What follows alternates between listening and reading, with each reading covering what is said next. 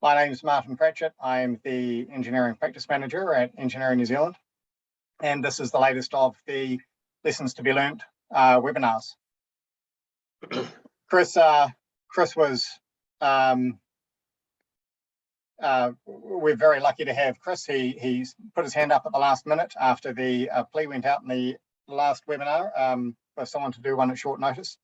And he has been, or had been working for the World Development Bank for the last several years about transport projects in developing countries, and has worked all around the world with a variety of projects, and is here to share some of the lessons that he has seen today. And so with that note, I will hand over to you, Chris. Thank you.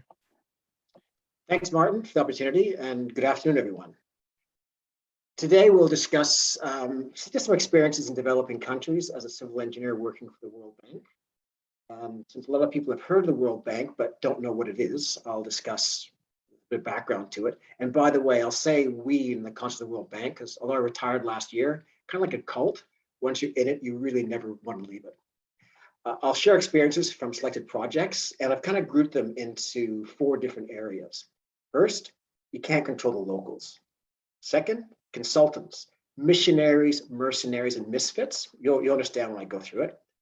Third, social impacts are not always what you expect. And then some buried treasures and dangers. I'll then touch on a few solutions, some of which I think are quite relevant to New Zealand, and then hopefully time for questions afterwards. The World Bank is an organization owned by the governments of the world. Every year, the Ministers of Finance of New Zealand, Australia, Canada, Kiribati travel to Washington, D.C., and they have their annual meetings.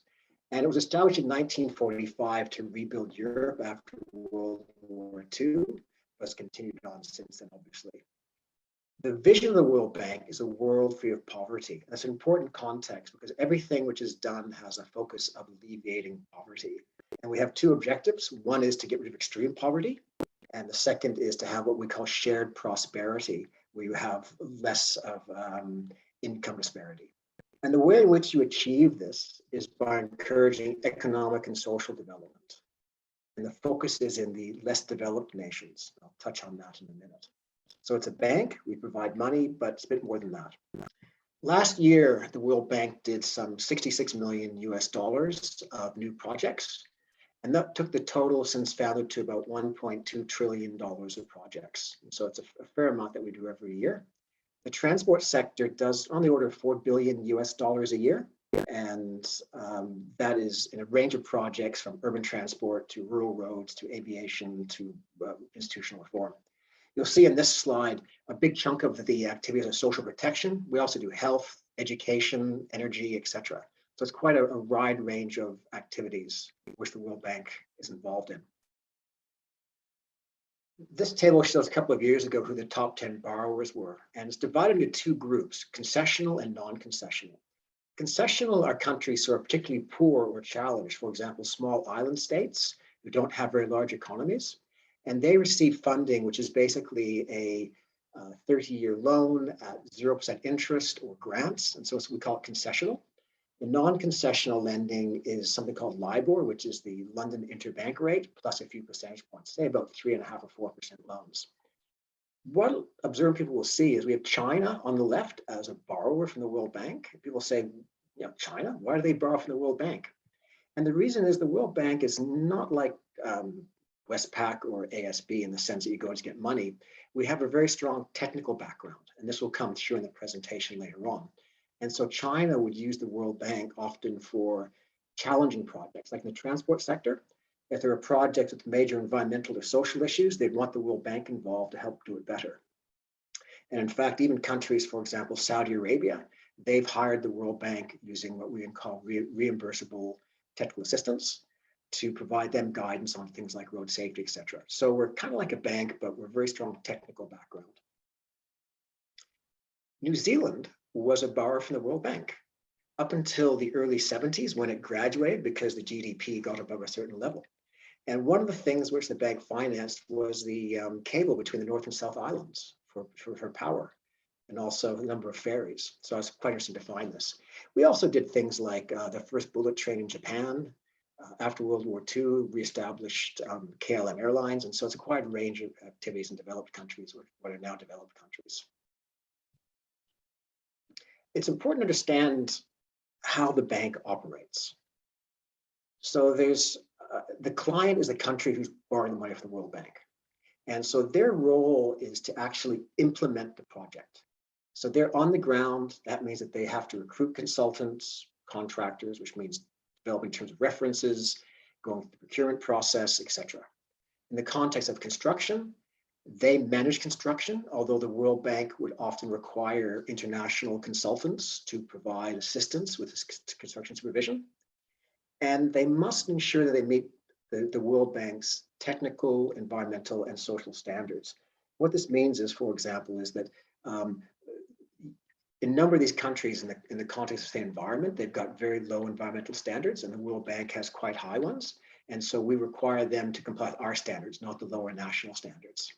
And part of that process often is that we're trying to raise the standards up.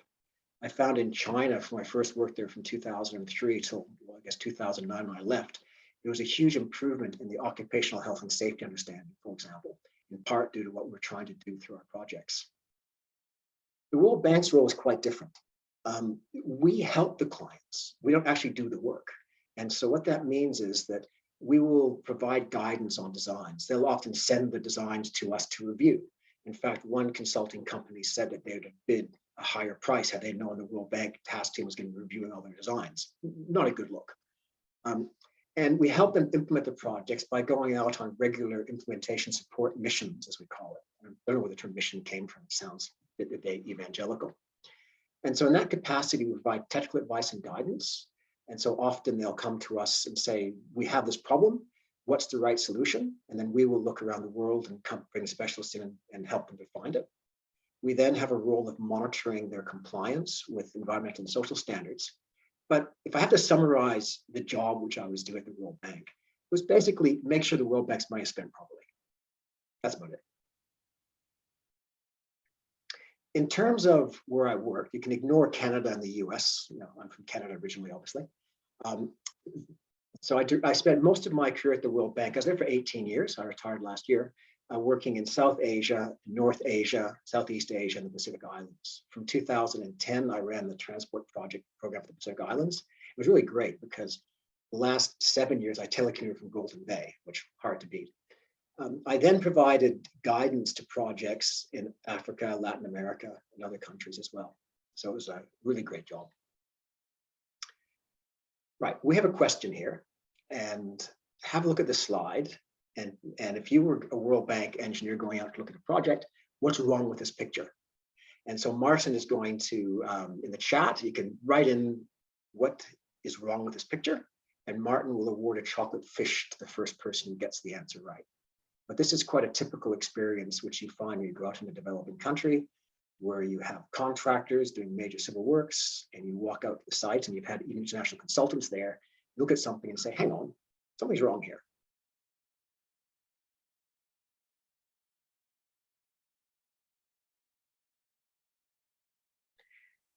So let's move on to some of the lessons. Lesson number 1. You can't control the locals.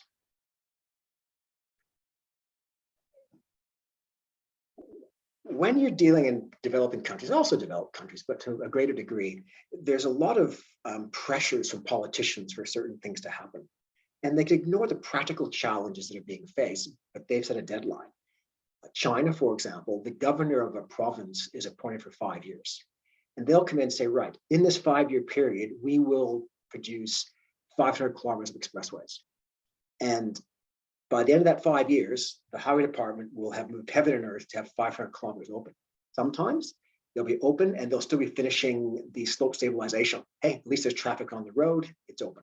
Or they may open between the interchanges 1 and 2, 6 and 7, 9 and 11. And that way, at least so many kilometers are open. And this is a real imperative to meet that 5-year objective of the governor. This is an unusual photograph. There's someone driving a Formula 3 race car down a brand new cement concrete pavement in Georgia. That's the president of Georgia. And he decided on this day, he was going to drive his car down that expressway. Problem was, The contractor finished the concrete pavement 5 days or so before that expressway that the president drove down. And of course, we all know 28-day compressive strength is not reached in 5 days. So the contractor rubbed his hands in glee because the president then opened the road to traffic. So this was probably the worst example of politicians messing up a project. Well, not transport related, it's an interesting cultural context. That's me wearing a Tongan high-vis vest, and even the kids were generally larger than I was in Tonga. And I had this project where, because I was doing roads and aviation, a cyclone hit Tonga and wiped out Apai Islands back in 2014. So I was put in charge of rebuilding some 400 houses. And under the Tongan Constitution, women cannot own land. And we found in this project that probably half or more of the beneficiaries were women. And so we were really concerned that we would build a house for these women, and then the nearest male relative would move in. So what we did was, there'd been an approach piloted about 20 years before then with the Cyclone Walker project by Bill Patterson, who some of you would know from New Zealand, where he put in place these occupancy licenses. So the person has the right to occupy that land for 20 years, the life of the house. It worked great until we found out that some people were evicted. I got a copy of the license, and I don't read Tongan, but I read numbers. And instead of 20, the number 6 was there. And it actually changed from 20 years to 6 months.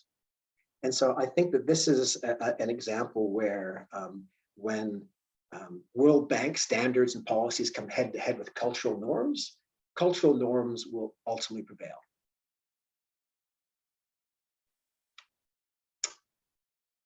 It's a really bad Wikipedia page dedicated to a scandal on corruption on one of your projects. So you can do a search for this, PMU 18 Wikipedia, and you can see the story. The lesson here really is you can have all the policies and procedures that you want, but where there's a will, there's a way. The story behind this one's quite interesting. Is I was at a meeting them one day, and they're buying some vehicles, procuring some vehicles for the project. And they had these really specific requirements, like a turning radius of this and a ground clearance of that. And I jokingly said to the guys, is this for a BMW? They said, no, it's for a Lexus. I said, what? They said, yeah, a Lexus. The executive director says we'll lose our job if there's a Lexus on the project. So I made sure that the specifications were made more generic than that. Anyway, about a year later, a bunch of guys in ill-fitting green suits from the Vietnamese security department come into the project management unit and escort out this executive director. It seems that they'd arrested a policeman who ran a bookmaking operation on English football. I'm not making this up, trust me, it's in Wikipedia. And some $1.8 million had been gambled by this executive director and the other 200 staff in the PMU. So in spite of our best efforts, locals managed to do well in terms of navigating ways around to appropriate money. In fact, in the Tonga House project I mentioned earlier on, we had a similar problem. I noticed that there was a disconnect between the rate of money going out one side and the construction on the other side. So I scored all the invoices, and then it transpired that the government, or that people on the project, shall we say, not necessarily the government, paying incentive payments, they call it, the contractors, the work they hadn't done. So we got back we recovered that money from the World Bank. This is a tongue-in-cheek slide, which I can put up because I owned a consulting firm before I joined the bank. And I want to give the context behind this. Having spent, since I was 28, I've worked overseas in developing countries. It kind of comes to the broad conclusion that all of us who work in these developing countries, myself included, tend to have 3 sort of attributes: missionaries, mercenaries, and misfits. The only question is which of these dominate in the individuals. Missionaries, you're doing amazing projects in these countries that you just couldn't do elsewhere. Innovating and helping change people's lives. It's just incredibly rewarding. Mercenaries, often you have a lifestyle you wouldn't have in New Zealand. A driver, a house, living near the beach, really good standard of life, nannies and things. Misfits, been gone so long, couldn't get a job in New Zealand if you tried it. Often have a local partner, they speak the language, got a great CV, but they're really not at the top of their game. The only question that you find with these is which one dominates. And I think all these attributes are present to a certain degree. So just keep that in mind as we move forward with a few of my experiences. Not rocket science, but our designs shouldn't kill people. If you look at this slide, these are just a few examples of photographs that I took on a project which I took over in China. Top left, if you're heading to that petrol station, you change your mind, you'll see that you have two guardrails. You can impale yourself in the left one or the right one. Oh, and then you might flip upside down to that very deep open drainage ditch behind them. The bottom one in the middle, where's the roundabout? Great traffic control. You can just basically have head-on collisions in either way. And what this gets across is that these are projects where there are international consultants involved, but often they wouldn't look at the detail. And we find this with local consultants as well, that they're often fantastic at the macro things, but getting down to the small detail, which is a small detail will kill people when it comes to road safety, they often just miss it. My worst experience in China was that I took over a project and we went for our first drive down the expressway. And we popped off at an interchange. I said, stop the car, something's wrong here. And they used what's called a trumpet interchange design, and they built it backwards. What that meant was that if you drove straight ahead on the trumpet design interchange, you went the wrong direction on the expressway. So we fixed that by putting a roundabout in and things. But I was really angry about that because it doesn't look good, people driving the wrong way expressways because improperly designed interchange. So I tracked down the Danish consultants who were in charge of the project. And they finally confessed to me that, yeah, the client didn't want them on site. And it was like 250 kilometers remote China. So they stayed in the capital the whole time, taking the $15,000 a month fee, and just let the locals to do what they wanted to do. Misfit. A real battle which we find in many of these countries is using appropriate design standards. As you can appreciate, small countries like the Pacific Islands, they don't have their own design standards. Other countries like Armenia or Azerbaijan, they have design standards, but they're written into legislation. And so it's really quite difficult to get appropriate standards used on projects. And it's also hard to get consultants to understand that a standard is the minimum level that you should be applying. And often you need to understand what's the background to these standards. Now, this slide shows Overseas Road Note 31, which is the old TRL report, which is still used quite commonly in the Pacific by some consultants. And the problem with chip seals, as we all know from New Zealand, if you don't maintain them, they're going to fail very, very quickly. And so a lot of these design processes embodied in these design notes are predicated on regular maintenance, which is done properly, which doesn't happen in probably all of the World Bank client countries. And so to have a chip seal pavement in a situation where there's no maintenance is folly, especially at a time of climate change. This is where we have to be applying higher standards because we know there's increased intensities and duration of rainfalls. And so it was a real challenge to sometimes get consultants to say, what is the right standard to use here? I had a great experience in Timor-Leste, great in quotation marks. The Australian consultant gave us these designs, and I saw that all the culverts were 300 millimeter sized diameters. And I said to them, what's the story here? You know that most of these roads are failing due to inadequate hydraulic capacity. And they said, oh yeah, but the local industry, they only make 300 millimeter diameter culverts. And I said, yeah, but the road's going to fail. So make them larger. And they were umming and ahhing. They finally did that because I wouldn't clear the documents. And lo and behold, the industry started making larger culverts. Go figure. Now, the opposite side of this is where the designs go too far in the other direction above the minimum.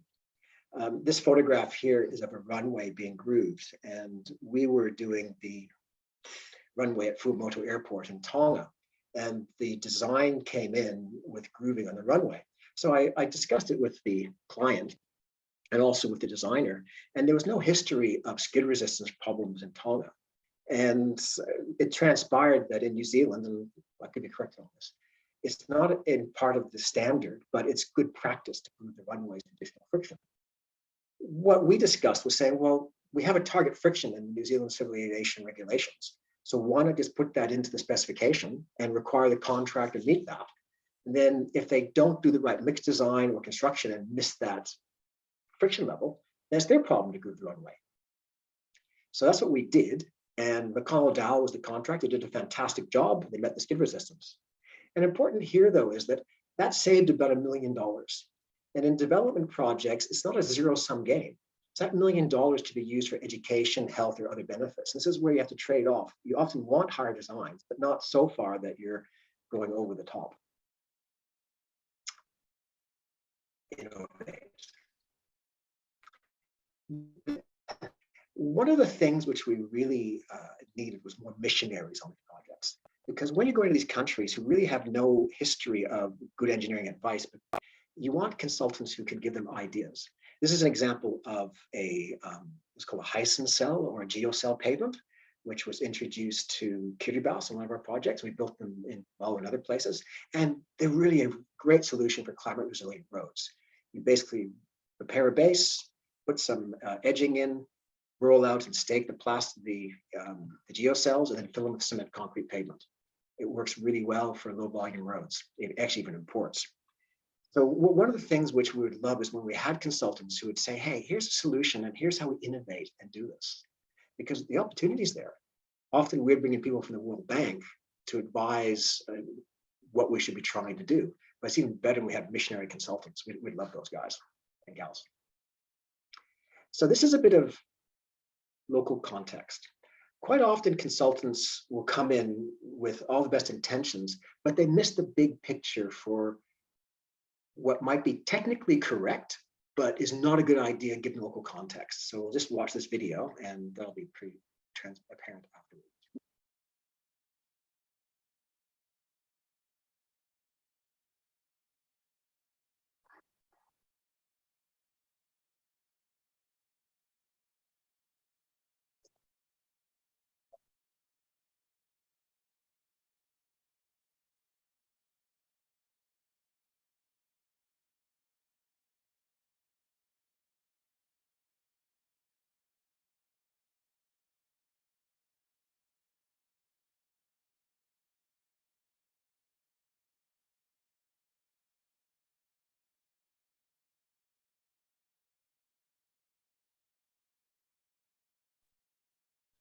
Sorry, Chris, it looks like we're not getting any sound with your video there. All right, we have a problem here. There's no sound coming through. Any suggestions, Rebecca? It may be that you have to reshare your slides. All right, we'll try that again. And if there's an option there to include sound.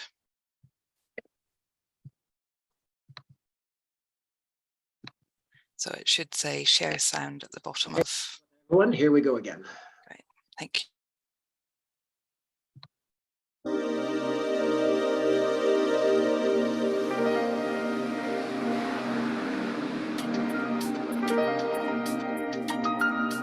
The South Pacific countries, by and large, have very poor infrastructure for aviation safety and security, about equivalent to sub-Saharan Africa, actually. So it's quite dangerous.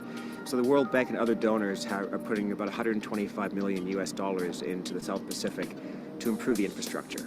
And so in Tuvalu, particularly, we're going to be building a new service on the runway. We're going to build a new terminal and provide other supporting infrastructure such as a fire engine, navigation aids, radios, and things like that. The whole purpose is to make sure that it's safe to fly into Tuvalu.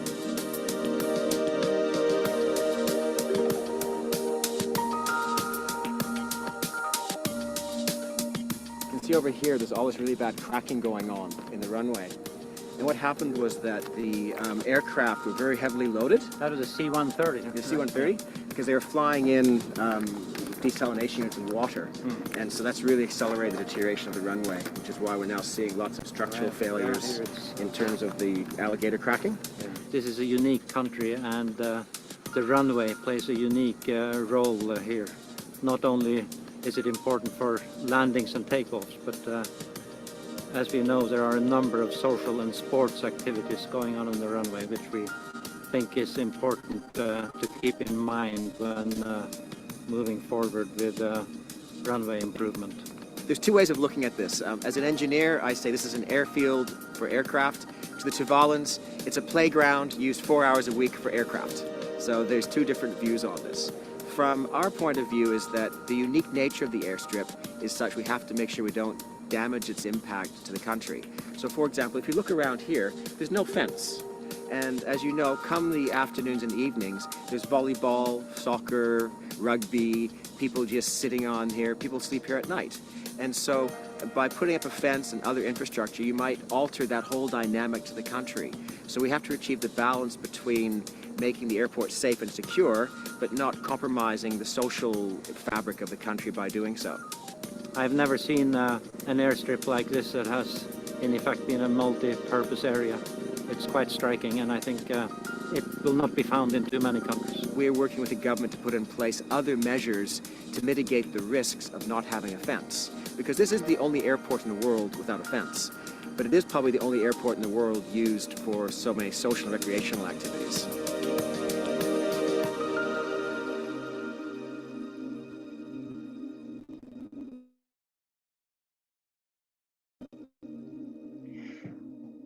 I think it's probably also the only airport where you can visit Strava if you're a runner and see all the times of people running up and down the 1,550-meter runway, myself included.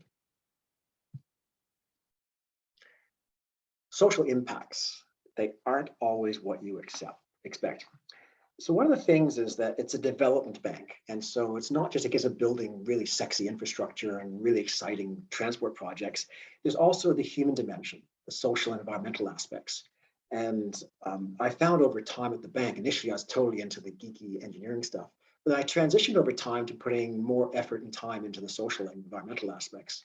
And my last position before I left the bank was I was their advisor for environmental and social impacts on any problem, any projects around the world. Not as great as it sounds. Whenever a worker was killed anywhere in the world, it came across my desk to try and help them find the solutions. But there was really positive things as well. You're probably wondering, what on earth do sexually transmitted diseases or STDs have to do with transport? A lot. Think about it. Captain Cook, his crew introduced STDs to all of South Pacific. And so when we do projects anywhere in the world where we bring in workers from other areas, there's a high risk that this is going to have the same impact. In the early 2000s, HIV/AIDS was running rampant. And we could see it spread when we built, for example, we put a road in Africa or Asia or Latin America. We could see it migrate outwards over time from the road corridor, from the truck drivers and the workers. And so it's a real issue. One of my projects in China was a 100-kilometer expressway. And we did the social assessment and found 125 brothels over that 100 kilometers, like one every 800 meters. And we had 10,000 migrant workers coming in to build the expressway. So I thought, okay, HIV/AIDS. So we got funding from the Global HIV/AIDS program and ran the first program to educate workers on HIV/AIDS and provide STD counseling and testing. What we found was that 8% of the workers had a sexually transmitted disease. They never even knew it. They thought that was quite normal. And we gave out over 100,000 condoms. Yeah, I know, engineering and condoms, right? And we gave out playing cards with HIV/AIDS messages on it. And you can see there from the graph that in the general area, we have the number of STD cases through these programs. And one of our real victories was that we managed to get the prostitutes in one of the local areas to adopt 100% condom policy, no condom, no sex. So yeah, so I've been heavily involved in distribution of condoms as well as building roads. Our back door, the Pacific Islands, has a huge problem with gender-based violence. The World Bank did a study about 2015, I think it was, and found that 7 out of 10 women were victims of gender-based violence or intimate partner violence. And in some countries, up to 1/3 of children were sexually abused. How does this affect transport projects? Hugely. 2 ways. Firstly, when you do a development project, you'll hire local workers, and that changes the power dynamics often in a society. Now people have more money, and they can often manifest that in ways which are not healthy for the local community. Secondly, you bring in people from outside. The World Bank recently, well, I guess about 3 years ago in Uganda, canceled a $265 million transport project because the Chinese contractors, workers had been engaged in inappropriate behavior with lots of underage local Ugandan girls. And it was so serious, the bank just walked away and canceled the project. In the Pacific, it's a real problem, not only for the for the females, but for children particularly, because you know there's ready access to children if you've been to the Pacific Islands. And unfortunately, if you wanted to look at a profile for pedophile, this is what it's defined as: male, better educated, 30 years or older, appearing trustworthy and respectable, good standing in the community. Guess what? That sounds like world bankers, consultants, and construction workers. And what we found was that at least twice we know of, registered sex offenders from New Zealand or Australia were sent on donor financed projects and engaged in inappropriate behavior. That's what we know about. So we addressed this by putting in processes to sensitize contractors and consultants about who they put in there, and also a lot of training. Makongo Dowell up in Kiribati did a fantastic job with his gender-based violence training of their workers. They included it as part of their health and safety programs. And they started off and did some baseline surveys. And I think it was 9 out of 10 men thought it was okay to use physical force with their intimate partners. And I think 3 out of 10 women thought it was okay as well. By the end of the project, it was only 3 out of 10 men. So it was a huge improvement in terms of where they started from. There's a nice story behind this picture to the left here. That is a counseling organization in Tuvalu, which we set up on the project. What happened was that we were doing this runway, which you saw earlier on. And my social specialist came to me and said, you know, Chris, half of the men in jail here are here for gender-based violence. I said, right. She said, there's no counseling service. The women have to go to their pastor of the male church, which they don't do. So I said, okay, well, what do we do? He said, can we carry a counseling service? Sure, why not? Throw $80,000 US into the budget to hire the Fiji Women's Crisis Center and to bring them in to start a program in Tuvalu. And the World Bank lawyer in Washington calls me up and says, Chris, what's this $80,000 US for gender-based violence counseling service in Tuvalu? How's that relate to a runway? So I told her the story and she says, oh, great idea. So that's what we started. And that's the group of Fiji Women's Crisis Center setting up the first gender-based violence counseling service in Tuvalu. Nice social outcome from a runway project. The other thing is that as engineers, we're not very entrepreneurial. And it's incredibly opportunities that we can find if we look for them to make a difference. This was, again, a Chinese expressway project. I did a lot of them in China when I was there. On the left, there were 1,500 odd households, so that'd be about 7,000 people. And 60% of them lived in mud huts like on the left. And because we were resettling them as part of our runway project, we built them permanent brick and concrete houses like on the right. And in fact, one site digression, I was out on a site visit one day and this guy came up to me and my translator said, I said to my translator, what's this about? He says, oh, he wants you to move the expressway. I said, why? He says, he wants a new house. So resettlement's not always bad. Anyway, if you can see on the right there behind that woman is standing, there's like a big doorway. So the houses were designed that the bottom floor could either be a shop or a motorcycle mechanics business or do something so they could actually generate an income.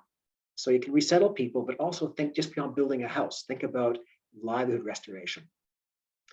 Other thing which we were doing on those projects was that we would take the spoil from the tunnels and fill up ravines, and then we would save the topsoil and then level it out again and make more farmland. And then we'd give it back to the people to farm. And in one project, I think we got about 70% of the land which we acquired for farmland, which we acquired for the expressway, we gave back to them as this reconstituted expressway and reconstituted farmland. So always opportunities. Buried treasures. Now, we all know from New Zealand that if you're going to dig anywhere, you often have the iwi coming in just to make sure you don't find anything. Because of the range of countries you work in at the World Bank, you need a bit deeper skill set. Everything from paleontologists to archaeologists to the military. And so in other words, you might be surprised what we find on our projects. Yes, seriously, dinosaur eggs. The story behind this one was, once again, in China. I was in this really remote rural area of China doing a reconnaissance for an upcoming project. And there was this huge building with the sign Chinese, obviously. And I said to my interpreter, what does that say? He says, oh, it's a dinosaur egg museum. And I said, oh, let's go in. And sure enough, these are dinosaur eggs. They look like petrified round rocks, which are embedded into the other rock. And the locals used to use them actually for construction until someone pointed out they were actually dinosaur eggs. So with its dinosaur eggs, there's dinosaur bones. And so we had to put in place a chance find procedure with paleontologists to say, in case we'd find these sort of artifacts. Moving forward in history, Georgia, that expressway project where the president drove his race car down, we were working on the project and they uncovered this Bronze Age burial site. There was a chariot with horses buried. There were a number of people buried, and this is an example of two people who were buried together. When you find this, you call the archaeologists, and they arrive with paintbrushes, because that's how they carefully, meticulously remove all the soil. And so the contractor rubbed their hands in glee at the delay payments, and we then had to work at rescheduling around these. So there's a huge delay cost when this happens, but it's essential. On this particular site, they found some seals from Mesopotamia, and it was the first time they could link Mesopotamia with Georgia for that epoch in history. So it was quite a nice outcome. A disconcerting outcome was that they were only interested in the seals and the pottery. All the bones just got thrown away. So archaeologists not interested in human remains, just, I guess, the cultural remains. Anyone who's been to Golden Bay knows the Takaka Hill, a lovely limestone hill, which has caves. And when you have a karst cave system, you can actually have completely self-contained ecosystems in those caves with flora and fauna that thrive. And there may even be different flora and fauna from anywhere else in the area or even the world. On one of our expressway projects in China, we're putting a road through the Three Gorges National Park, and it was all karst. And so in order to ensure that we comply with the World Bank's safeguards, as we call it, environmental standards, we organized for teams to go in to map the caves, and they put head torches on and ropes and went down to the caves and explored them all. And they took samples of the flora and fauna. And where we found caves that had not been disturbed by humans before, we would actually change the designs of the expressways appropriately to make sure the drainage drained away from the caves. We'd put steel grates across the cave entrances so that the workers wouldn't go in and disturb the caves. Other caves weren't so important. So it was a really interesting project. I'd never been involved in that before. The footnote is about 18 months later, I get this article from France in French. I speak French from Canada, where I grew up. And what had happened was they'd found a new genus and species of bug, a blind cave beetle in one of the caves. And they named it after me. So I don't have any children, but I'm immortalized through the Superbrachytus Bennetti, which is a blind cave beetle in China. Not the best looking thing, but nice legacy. Moving on to slightly more recent things, unexploded board, U.S. ordnance. Anyone following what's happening in the Ukraine right now knows about this. I worked in Cambodia, where there was huge problems. My first assignment there before I joined the bank was in 2000, which was looking at the road from Hoi Pet to Siem Reap. And the war had just finished, and you couldn't go under the bridges because of the landmines. So it was a really serious problem. But in our own backyard, there's lots of UXO in the Pacific. Just about a week ago, the New Zealand Defence Force found 22 500-pound bombs under the ocean in Tuvalu, which they're disposing of. Solomon Islands is by far the worst of it, because the Americans, the Japanese fought over Honiara and for 6 or 8 months. We were doing a project at Munda, which is the airport in the Western Solomon Islands. And New Zealand Aid had gone in and resurfaced the runway. And when they did that project, they found 1 piece of UXO per square meter on average on the runway. So I spoke to the consultant who had been in charge of that UXO program. I thought, it's great. Nothing to worry about. He goes, no. You're building a terminal, so the big bombs will be buried deeper. And so you've got to worry about those, not the small ones like this. Great. And it's not just Solomon Islands. When McConnell Dow were doing the Taro Road project, at one point, they found a Japanese mortar position with live ammunition and some dead bodies. And so it's a real issue in the Pacific Islands. mentioning Kiribati and discovering things, the other nemesis is underground services, because very few countries have any records whatsoever what's underground services. And this kind of circles back to the Misfit story. Got this phone call at about 8 o'clock on a Friday night from the CEO of Contractor, who basically said that he was stopping work on this project because of the risks to the workers. What had happened was they were striking electrical cables, all sorts of stuff, almost every time they went in. And what had happened was at the bidding stage, the consultant had put in a $50,000 provisional sum for underground services, but they hadn't actually checked because they trusted the locals that there's nothing there, and it didn't prove to be the case. I think it ended up costing about $2 million to address all the underground services. A footnote to this one about don't ask the locals. About 2 years ago, an Australian academic published an article criticizing the World Bank's Tarawa Road project because they're laying fiber optic cable right now in Tarawa. And they said the World Bank should have done this when they did the road project. And it was a bad example of the World Bank failure. So I dropped him a note saying, I designed the project and we actually put down 32 kilometers of ducting for fiber optic. I had them run it perpendicular to the road under every speed hump. And about 3 years later, I got an apologetic email back saying, oops, the locals had forgotten about that. You're right. So enough of the issues, a quick couple minutes on potential solutions. I'm going to start off with this one about corruption, in the sense that this is the Transparency International rating of corruption in different countries. You'll see New Zealand and Scandinavia rate really well. And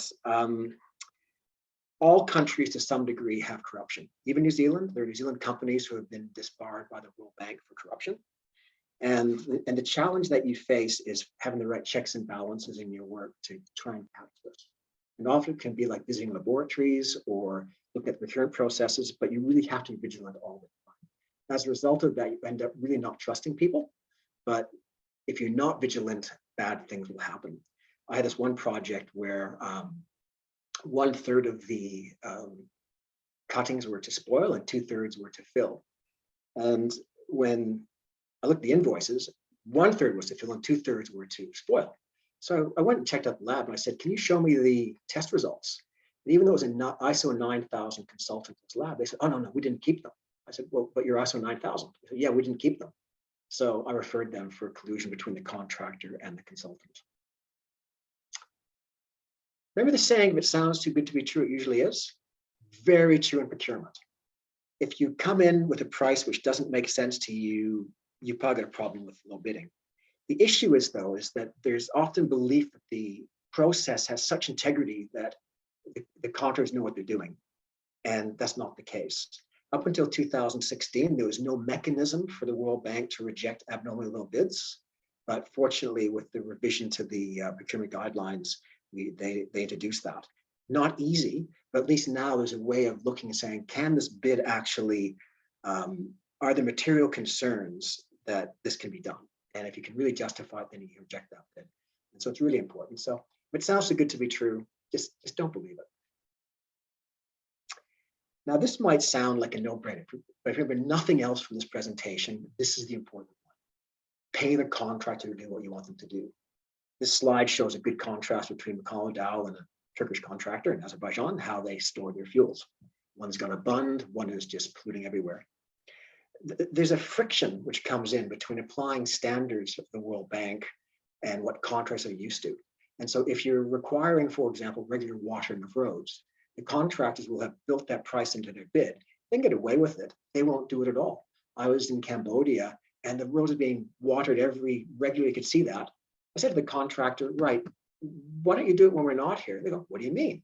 So I pointed to the dust on the roof of the houses and I said, look at all the dust there. And then they said, yeah, you're right. We're only doing it today. So when you're asking contractors to do things, you've got to make sure you price it. So we began moving more and more to provisional sums, traffic management, environmental compliance, because then you could sit down and have a rational discussion with the contractors saying, this is what we want to do. And here's how it's not going to cost you money. It might be a zero-sum game, but it's not going to be a negative impact on you. And that really changed the dynamics of discussion. So really pay the contractors for what you want them to do. The other one is that you've got to make that the specifications are relevant.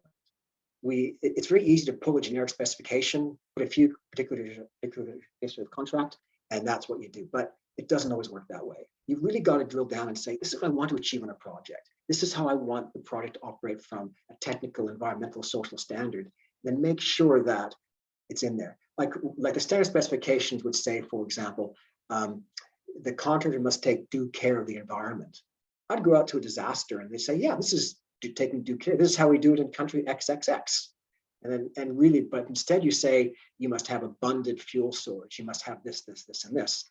Then it's clear what's expected. So the last lesson, and then we have questions. You can do all these things, and in spite of your best efforts, something's going to go wrong. Now,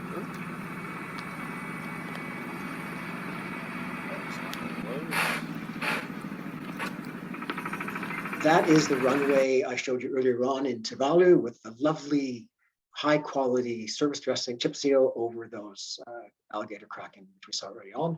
Those are not my legs. Those are just some local people. I'll show it again. And you can see what's happening is that it's actually bonded from beneath.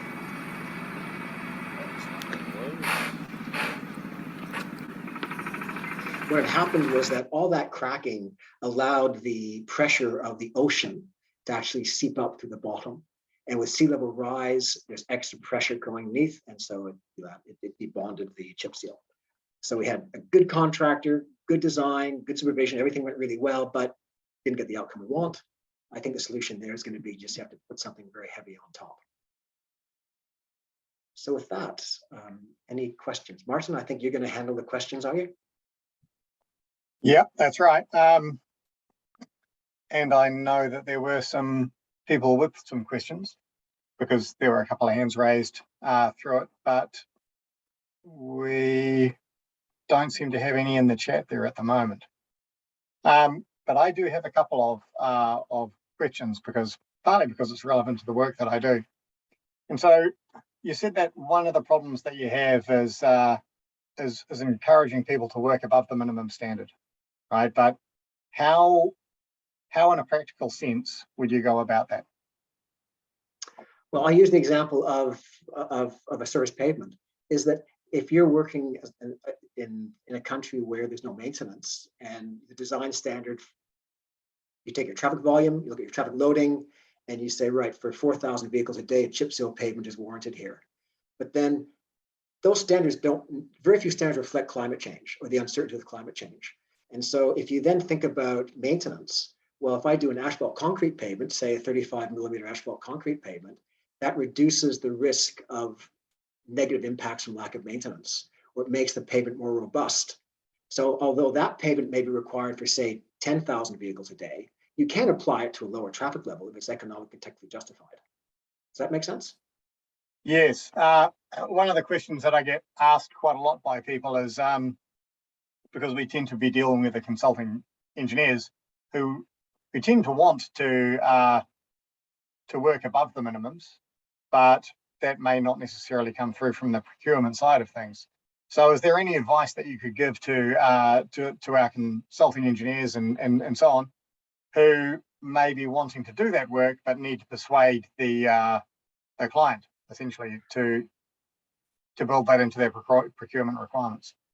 Well, yeah, and there's two aspects to it. There's a technical reason and the financial reason. And often what happens is the client will only see, oh, this is going to cost me an extra 10%. But they won't appreciate that in the medium to long term, this reduces your risk for additional costs to it. And that's where the trade-off comes in, is it's convincing the client that this is technically justified. And what we found was that where there were strong technical reasons, the World Bank actually invented economic analysis of road projects. We could justify them economically for that higher standard by factoring in the reduction in future risks of maintenance or other issues. Thank you. It's not a question, but a comment. Vapor pressure problems abound even here in New Zealand. Best place to see it is at the local supermarket car park or a tennis court with no subsoils, for an example. Yeah, that is a good point. And another one coming through is in terms of corruption challenges, what mechanisms do you understand is the most efficient to avoid it in highly corrupt countries? That's a really tough one. Some countries have it built in, even to the remuneration, is people are paid a low wage, it's expected they'll get backsheesh as part of their job. And it's really difficult to try and get around that. And so there's no single answer, unfortunately, for that. But it's also worthwhile understanding that the impact is different in some countries. The Minister of Science and Technology from India once told me this story. He said that in China, you have a $100 million road. And due to corruption, it comes in $110 million with $10 million coming off the top as various payments. He then said in India, $100 million road, you build a $60 million road, with $40 million coming off as payments. He said the difference is that the Chinese get what they want, but pay a higher price. In India, they don't get what they want and the road fails in 2 years. And so what that means is the impact of the corruption has been different in those two countries. Now, that was his assessment. I thought it was probably fairly valid. But in terms of a single panacea for corruption, no, it's an ongoing battle that you have to face, and really it's addressing it in a piecemeal way that you can. And I suppose potentially looking at which one of those two situations you're addressing. You want to address both of them, but the outcome is quite different. Yeah. And next question is, do these types of lessons learned get captured in World Bank procedures and guidelines going forward to avoid future problems? Very much so. Every time we do a project, when it closes, this is what's great as an engineer. So you identify an issue, you help them through the project, and then for 2 years afterwards, you continue monitoring it. We then do what's called an implementation completion report, where every project has lessons learned. And those lessons learned are then used as you design the next projects going ahead. And that's why you find a lot of incremental changes over time, which improves how you do things. So that's a key aspect of every World Bank project. There's an implementation completion report, lessons learned, and these are then used to refine processes, both in the country and sometimes transferably. The work that we did on gender-based violence was innovative in the World Bank of the Pacific, and that was later used. I was part of the team which wrote the guidelines for the entire World Bank on how to address gender-based violence on infrastructure projects. In the same way, a small number of us were working on road safety, and we got that adopted as a policy for all projects in the World Bank, again, based on our experiences in these countries. So the next question would be, and speaking once again, is, are those lessons learned in reports and so on available for anybody to download? Yeah, so the way it works is that quite unusually, in the World Bank, there's a policy, everything must be made public unless there's, I think, 3 reasons why it can't be. It's deliberative, it's legal, or a third one I always forget. And so the World Bank website, you can pull up any project and you can download the documentation, you can get the implementation completion report, it's all on the website. It's also not just the World Bank, Asian Development Bank, African Development Bank, we all have the same policies because we are owned by the governments of the world, and so the people of the world own us as well. I may have to get some of those links from you so that we can publish them afterwards. Thank you. And the next question we've got is, how is the World Bank considering climate change, not on the projects, but of the projects? Okay, 2 aspects. Firstly is that the World Bank has a policy where, I don't know what the number is right now, but basically 1/3 of the World Bank's money must be spent on climate adaptation or mitigation. And so what that means is that we have whole programs of adaptation where we're trying to, for example, replace buses with electric buses. And so that's trying to address that impact. And so every project has to report climate change co-benefits and specifically address how does this project not contribute towards climate change, what makes it better.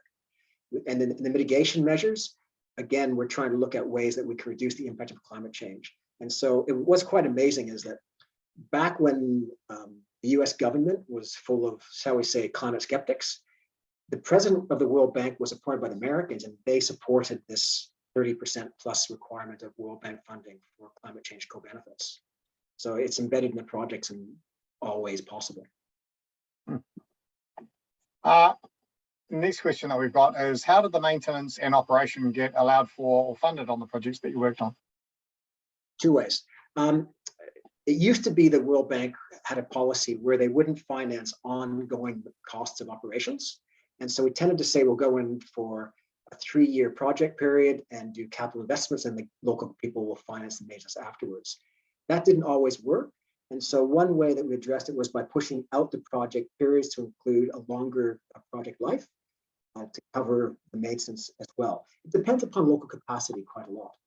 The second thing which we've done in a small way is most projects have a 12-month defect liability period, as we all know. We pushed it out to 24 months. And you'll laugh at this story. The reason was, when I worked in India, any contractor could build a road to last 1 monsoon season. But if it lasted 2 monsoon seasons, it would last 5. And so by pushing out to 2 years, you're actually getting a better quality output coming through as well. So we could also finance long-term maintenance. So the World Bank's done quite a few performance-based contracting projects. We have 5 or even 10-year maintenance programs, which we're financing using performance-based contracting. But that's quite new. 20 years ago, we weren't doing that. And we'd better make this the last question, because apart from anything, I've got another meeting at 1 o'clock. And so I think that you've covered that one in the last answer. Thanks for the great talk. You showed the majority of spending went on social protection. What does this look like recently, especially with the pandemic and supply shocks? Well, I retired a year ago, so I don't have the most current information, but I do know that the World Bank is part of the donor program to support countries with COVID-19. The big problem you're facing is that it's probably set back development by 10 years in many countries due to the impact on societies. And so we're all part of the international community to try and address that, but it won't be a big part of what we're doing. Thanks very much. And what we'll do is we'll wrap it up there. Are you happy for me to, there are still some questions online. Are you happy for us to send that through to you to answer, and then we can send that out with the presentation? Glad to. Brilliant. Thank you very much. And there are a few resources as well that I'd like to see if we could get off you, for example, that how to build on the risk assessment and justify that with the pricing and procurement and so on.